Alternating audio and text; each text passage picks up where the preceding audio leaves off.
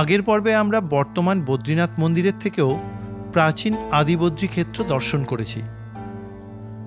জনশ্রুতি আছে এইখানেই স্বয়ং বিষ্ণুদেব সত্য, দাপর ও ত্রেতা এই 3 যুগ ধরে তপস্যা করেছিলেন। এই সুপ্রাচীন পূর্ণভূমির ভিডিও যারা এখনও দেখেননি তাদের জন্য ডেসক্রিপশন বক্সে লিংক দেওয়া রইল, দেখে নিতে পারেন। আদিবদ্রী মন্দির দর্শন করে যখন বেরোলাম তখন ওইখানে পুরো মেঘে ঢাকা ছিল, কালো হয়ে এসেছিল।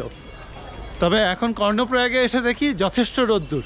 এখানের ওয়েদারটা খুব ভালো, পাহাড়ের ওয়েদার তো যে কোনো সময় পরিবর্তন হয়ে যেতে পারে। আজকে ভালোভাবে পুরো সমস্ত কিছু দর্শন করে নিই, সবই ঠাকুরের ইচ্ছা অবশ্য।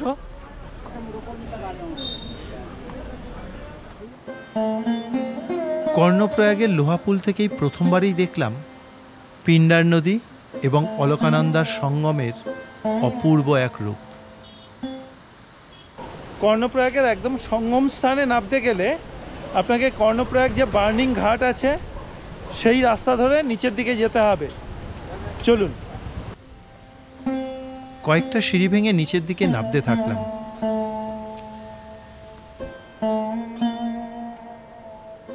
ডান দিকে বাদিকে কয়েকটা ছোট ছোট মন্দির রয়েছে।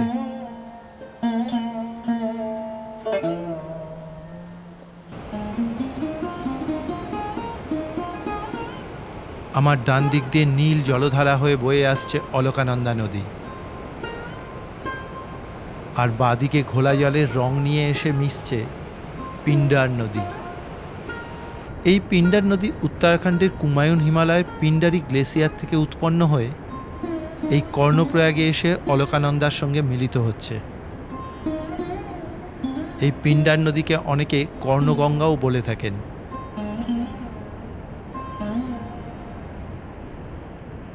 পিণ্ডার নদী বেশ চওড়া, এর জলের ধারার গতিও অনেকটাই বেশি, দেখতেও বেশ সুন্দর।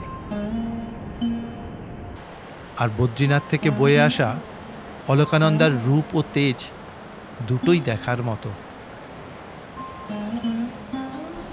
এই জায়গাতে 2 নদীর সঙ্গমের রূপ অবর্ণনীয়। এর উদ্যমতা, এর মাদকতা খালি শান্তভাবে বসে অনুভব করতে হয়। মহাভারতের মহান যোদ্ধা কর্ণের তপস্যাস্থল হওয়ায় এই জায়গাকে কর্ণপ্রয়াগ বলা হয়। দূরে পাহাড় আর সামনে এই 2 নদীর সঙ্গমকে উপভোগ করতে করতে মনে হবে আমি কোনো শহরে নই, বসে আছি কোনো এক স্বপ্নলোকে। আমি সঙ্গমের যে দিকটাতে রয়েছি এই দিকেই মহাভারতের যুদ্ধে নিহত হওয়ার পর বীর কর্ণের দেহ তার ইচ্ছাতেই এই জায়গাতে দাহ করেছিলেন শ্রীকৃষ্ণ। ঠিক পাশেই রয়েছে গঙ্গা মায়ের মন্দির।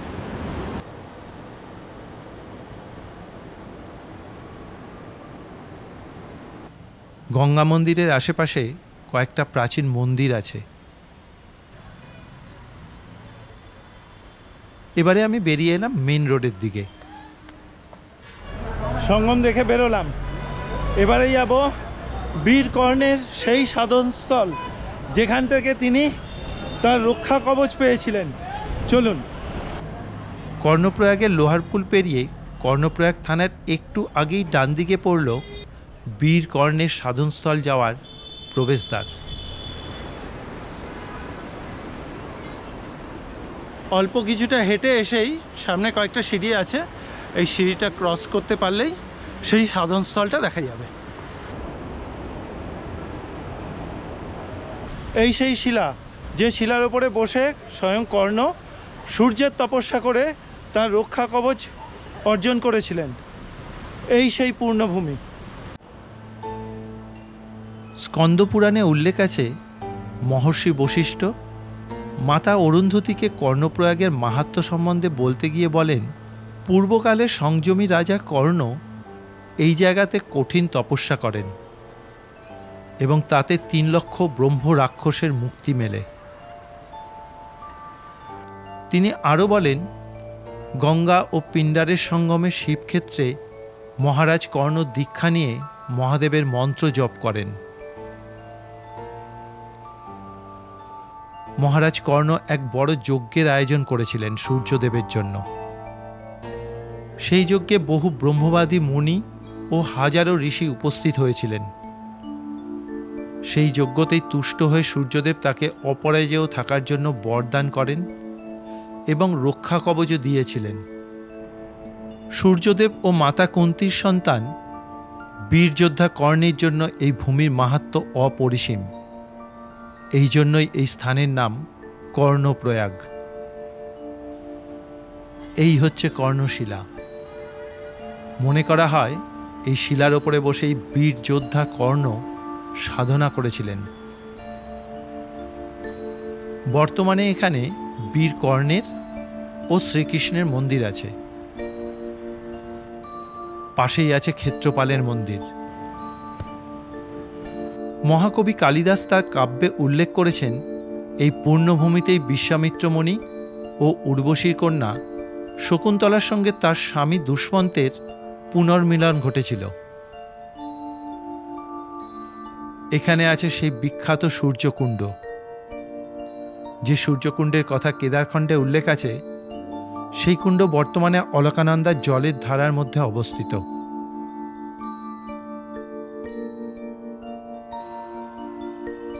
চারিদিকে উঁচু উঁচু পাহাড়ের মধ্যে স্বর্গের মতন পরিবেশে এই পূর্ণভূমিতে শান্ত মনে আসলেই তবেই এই জায়গার আধ্যাত্মিকতা উপলব্ধি করা যাবে। আজকের এই কর্ণপ্রয়াগ দর্শন আপনাদের কীরকম লাগছে অবশ্যই কিন্তু একটা কমেন্ট করে জানাবেন, অনুরোধ রইল।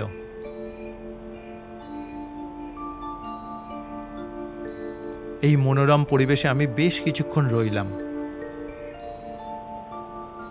अच्छा, यहाँ पे कर्णदान भी कर्ण ने तपस्या किया था और श्री कृष्ण भगवान ने उनका मोक्ष भी यहीं पे किया था।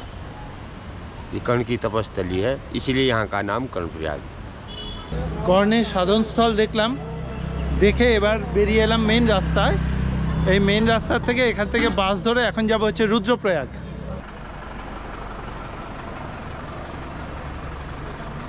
বিকেল 3টের সময় বাস পেয়ে গেলাম। কর্ণপ্রয়াগের ব্রিজের ওপর থেকেই বাস পেয়ে গেলাম। সোজা যাব হচ্ছে রুদ্রপ্রয়াগ।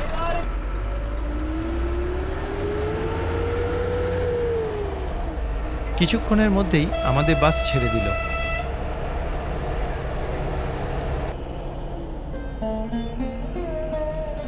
কর্ণপ্রয়াগ থেকে রুদ্রপ্রয়াগের দূরত্ব 32 কিলোমিটার। বাসে যেতে সময় লাগবে প্রায় 1 ঘন্টা মতো। বিকালের স্নিগ্ধ আলোতে আমাদের বাস ছুটে চলল পাহাড়ি রাস্তা ধরে।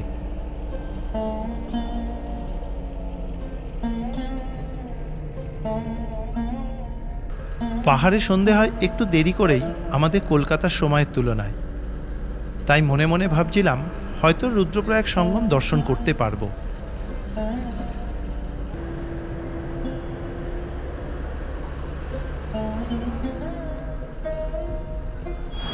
এখন বাজে বিকেল 4টে। এই যে বাস আমাদেরকে এখন নামালো হচ্ছে রুদ্রপ্রয়াগে। এটা রুদ্রপ্রয়াগের মেন বাস স্ট্যান্ড। এই জায়গাতে নামিয়েছে। সামনে কিন্তু বদ্রীনাথ কেদারনাথ মন্দির কমিটির ধর্মশালা আছে, আমি ওখানেই যাব। চলুন। और हमारे भाई आए हैं रुद्रप्रयाग शहर में, हम इनका स्वागत करते हैं, है ना। Thank you. Okay welcome, bye. রুদ্রপ্রয়াগে পৌঁছতেই অচেনা স্থানীয় এক ছেলের উষ্ণ অভ্যর্থনা পেলাম।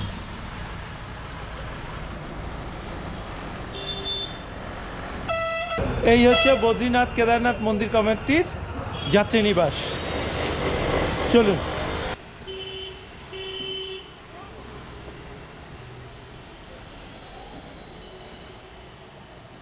ঢুকে পড়লাম যাত্রী নিবাসে।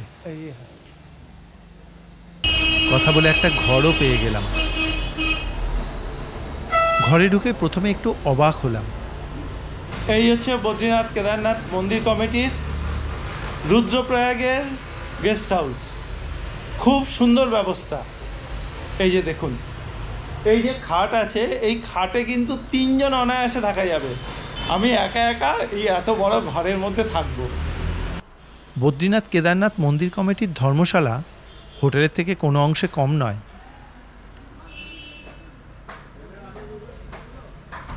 বাথরুমে গিজার সহ আয়না, বেসিন সবই বসানো আছে। শুধুমাত্র ইন্ডিয়ান স্টাইলের টয়লেট।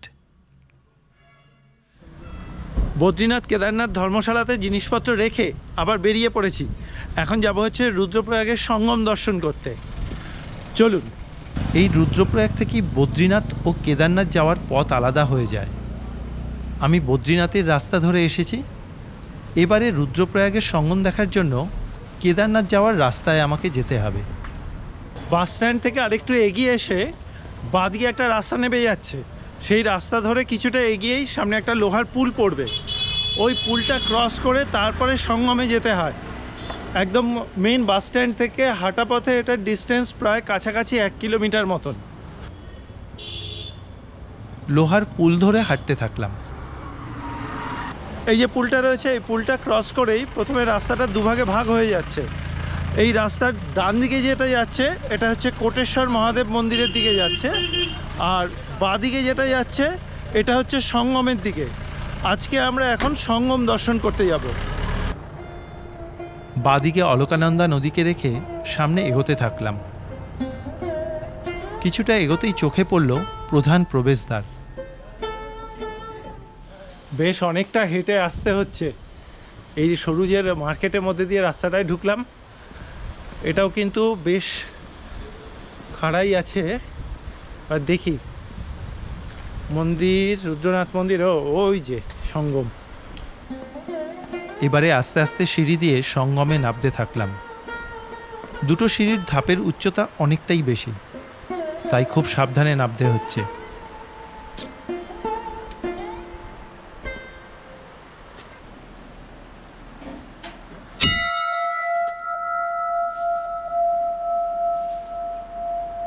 এই সেই পূর্ণভূমি, যে জায়গাতে ঋষি নারদ দীর্ঘ বছর তপস্যা করেছিলেন মহাদেবের। এই সেই পূর্ণভূমি। এখানেই রয়েছে মহর্ষি নারদের বিনা হাতে দাঁড়িয়ে থাকা এক মূর্তি, আর তার সামনে রয়েছে রুদ্ররূপী মহাদেবের এক জীবন্ত মূর্তি।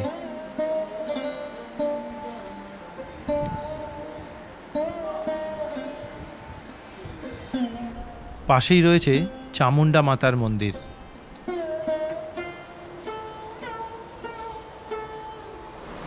চলুন এবারে একটু সঙ্গমের দিকে যাওয়া যাক।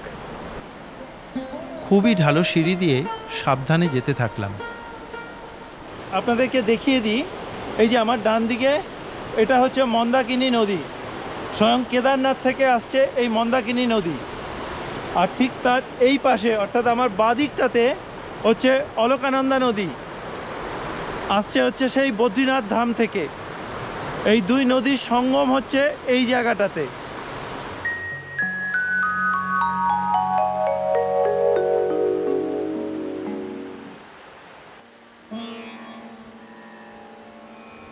অপূর্ব সুন্দর এক স্বর্গীয় পরিবেশে এসে পৌঁছলাম। ডান দিকে মন্দাকিনী নদী তুলনামূলক কম জলধারা নিয়ে কুলকুল করে সামনে এগিয়ে চলেছে।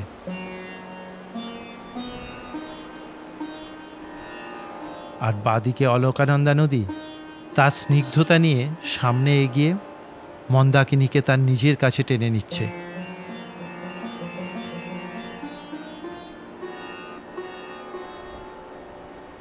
এ তো শুধু দুটো নদীর সঙ্গমস্থল নয়, এ হলো কেদারনাথ আর বদ্রীনাথ অর্থাৎ হর ও হরির মিলন ক্ষেত্র।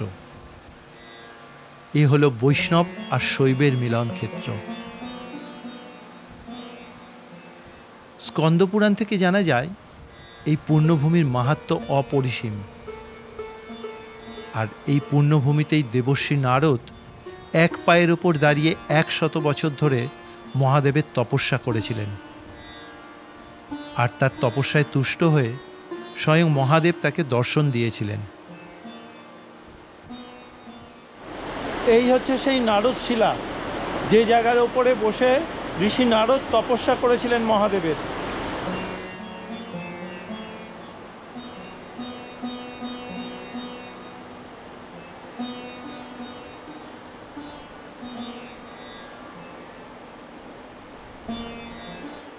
সঙ্গমস্থল দেখে ওপর দিকে উঠে এলাম। এবারে যাব রুদ্রনাথ মহাদেব দর্শনে। এই যে সঙ্গমে যাওয়ার যে সিঁড়িপথ নিচের দিকে যাওয়ার জন্য, ঠিক সেই সিঁড়িপথের উল্টো দিকে আরেকটা সিঁড়ি উঠে যাচ্ছে। এটা হচ্ছে রুদ্রনাথ মহাদেব মন্দির দর্শনের জন্য। চলুন ওপর দিকে রুদ্রনাথ মহাদেবকে দর্শন করে আসি। ঢুকে পড়লাম প্রধান প্রবেশদ্বার দিয়ে। আরও কিছুটা সিঁড়ি চড়াই করে পৌঁছে গেলাম। এই হচ্ছে রুদ্রনাথ মহাদেব মন্দির। এ হলো এক দিব্যধাম। কেদারনাথ বদ্রীনাথের মতন এই রুদ্রনাথ মহাদেব স্থল কিন্তু পুনরুদ্ধার করেন আদিগুরু শঙ্করাচার্য। স্থানীয় পুরোহিত মশাইয়ের কথায় জানলাম, এই জায়গাতেই মহর্ষি নারদকে স্বয়ং মহাদেব বরদান দিয়েছিলেন, তোমার সমস্ত মনোকামনা পূর্ণ হবে। মহাদেব আরও বলেন, যে এই সঙ্গমে স্নান করে আমার দর্শন করবে তার সমস্ত মনস্কামনা পূর্ণ হবে। এই জন্যই সমস্ত মানুষ রুদ্রনাথ মহাদেবের কাছে এসে তাদের মনস্কামনা জানিয়ে থাকেন। মন্দির পরিসরে আরও ছোট ছোট কিছু মন্দির আছে।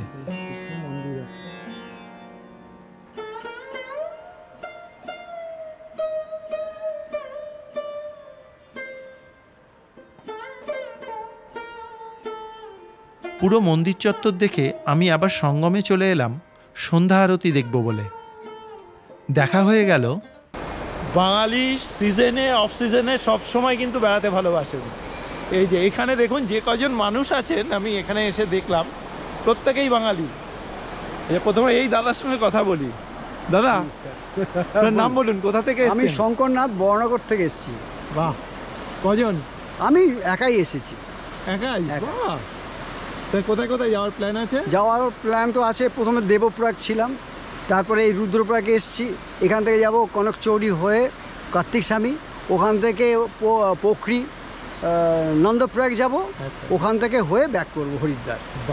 আমার নাম দেবব্রত বিশ্বাস। কোথা থেকে? বর্ণনগর থেকে এসেছি। ও, আপনিও বর্ণনগর? হ্যাঁ, অথচ টিম আলাদা। বর্ণনগর থেকে এসেছি। আমরা এসেছি সোমবার দিন। এবার সোমবার দিন গাড়ি নিয়ে আমরা সোজা চলে গেছি কার্তিক স্বামী মন্দির। ওখানে দেখে ওখান থেকে আবার যোশীমঠ, গতকাল যোশীমঠে ছিলাম। যোশীমঠ থেকে আজকে আবার রুদ্রপ্রয়াগে চলে এসেছি। আবার কালকে আবার ব্যাক করব হরিদ্বার হয়ে ট্রেনে করে হাওড়া। কোথায় কোথায় ঘুরলেন? এবার কার্তিক স্বামী আর আউলি। কিরম লাগলো বলুন? হ্যাঁ, খুব ভালো লেগেছে। কার্তিক স্বামীও ভালো লেগেছে, আউলি আরও বেশি ভালো লেগেছে। যেরকম এক্সপেক্ট করেছিলাম সেরকমই হয়েছে। তোমার কিরম লেগেছে? খুব ভালো। কার্তিক স্বামী মন্দির ভালো লেগেছে না আউলি ভালো লেগেছে? আউলি। এবারে ঠিক সন্ধ্যে 6টার সময় আরতি শুরু হলো। প্রথমে চলল সঙ্গীতানুষ্ঠান।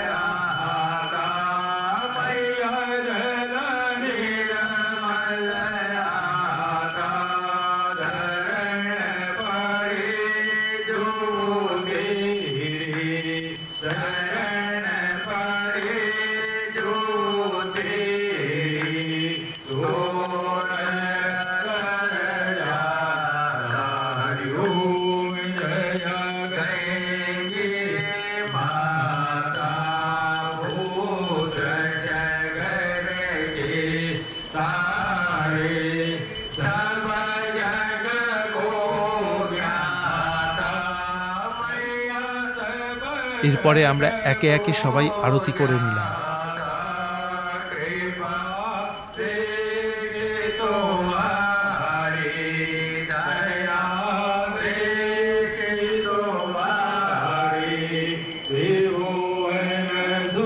ভগবানের কাছে প্রার্থনা করলাম আমরা যেন সবাই সুস্থ ও শান্তিতে থাকি।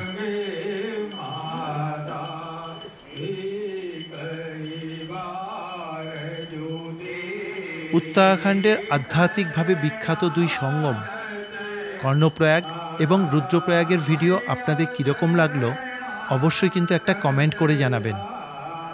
অপেক্ষায় রইলাম। আজ এখানেই শেষ করলাম। দেখা হবে আগামী পর্বে আরও এক নতুন তীর্থক্ষেত্রে, যেখানে রুদ্রপ্রয়াগের পাহাড়ের উপরে ঘন জঙ্গলের মধ্যে স্বয়ং বিষ্ণুদেব 5000 বছর ধরে অধিষ্ঠান রয়েছেন সেই পূর্ণভূমি দর্শনে। সবাই ভালো থাকবেন, সুস্থ থাকবেন। শুভরাত্রি।